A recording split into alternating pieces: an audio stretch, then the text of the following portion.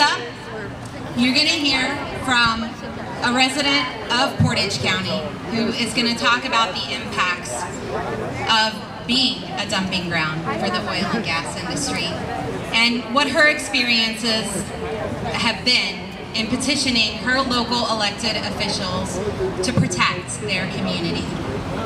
So join me in welcoming Gwen Fischer. She's the co-founder of Concerned Citizens Ohio.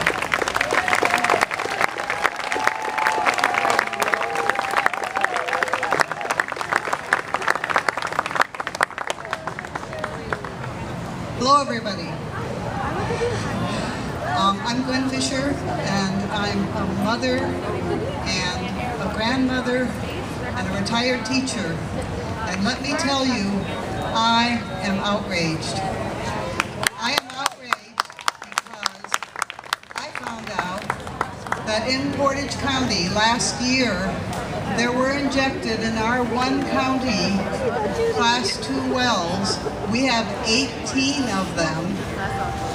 98,865,102 gallons of fluids that have toxic chemicals and radioactivity in them. I am outraged when I figured out that 98 million some gallons of water, if it were clean water, would provide the drinking water and the washing water for a town of 3,300 people for a year. That's in one county. I am outraged, but I also know I'm outraged because I like Portage County. Drummond's beautiful too. And I don't want us to be Portage potty.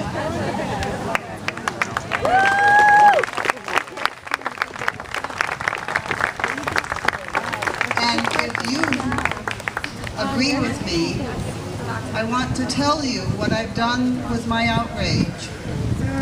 I know that we are on the high moral ground. We have gone to our ODNR when we saw the petitions for 8 new injection wells, which were just permitted a few days ago. And we went to ODNR and we had people look at the permit applications, and we raised questions about those permit applications. And ODNR said, we will provide you with an informational meeting.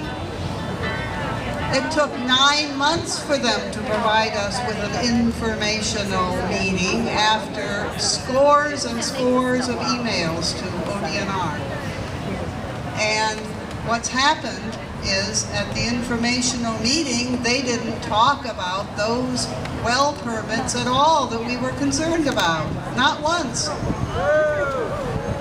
I am outraged when I realize that there are people living next to these wells. And when I read that the industry itself says that cement cracks, cement does not hold forever. And I am outraged to have 8 new wells being permitted in our county. But what I've done with my outrage is, because I know we're on high moral ground, I've turned it into a calm and sustainable commitment. And I want you to make that same commitment. I have 3 requests of you. One is a pretty easy one, and some of you have already done it. There's a table over there where you can sign a support for the banned injection well legislation that we may get passed if we support it. So that's the first commitment Can I get you to join me in that commitment? You'll go and sign that support letter. How many will do that? Great. Thank you. Okay. Hey. My second is I want you to commit to working to create a sustainable democracy that sustains our human rights. How many of you will do that? Great. The third thing is going to require you to have some memory. Okay? I want people who will commit to doing something on Monday to raise your hand. We're going to have 5 days for you to commit to. So how many will commit to doing something on Monday? Okay. Okay, we have a few more for Tuesday. Okay, how about Wednesday? Commitments? Thursday? Okay, and Friday. Okay, now, what I ask you to commit to is, you see these bracelets? How many of you have one of these red bracelets? Do we have the basket? Somebody has the basket. They're passing out some. Thanks. Clay is passing out some. And if you don't have that, make a note of that phone number. Because the bracelets say ban injection wells.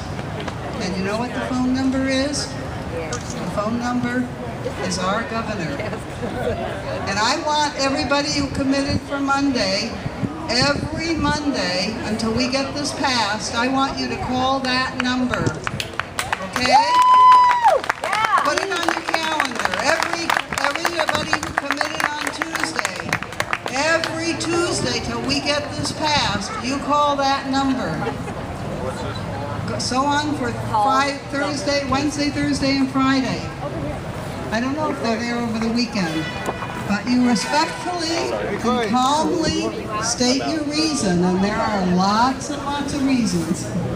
State your reason for wanting to ban injection wells. He needs to hear from everybody. So please fulfill your commitment and join me. Thank you.